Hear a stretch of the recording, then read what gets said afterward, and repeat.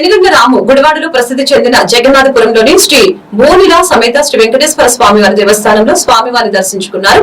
MLA రాముకు వేద ఆశీర్వచనాలు అందిస్తూ తీర్థ ప్రసాదాలు ఇచ్చిన వేద పండితులు. ఎమ్మెల్యే రాము మాట్లాడుతూ గుడుల వాడగా ప్రసిద్ధి చెందిన గుడివాడలో విశిష్టత కలిగిన శ్రీ వెంకటేశ్వర స్వామి దేవస్థానంలో స్వామివారిని దర్శించుకోవడం సంతోషంగా ఉందని తెలిపారు.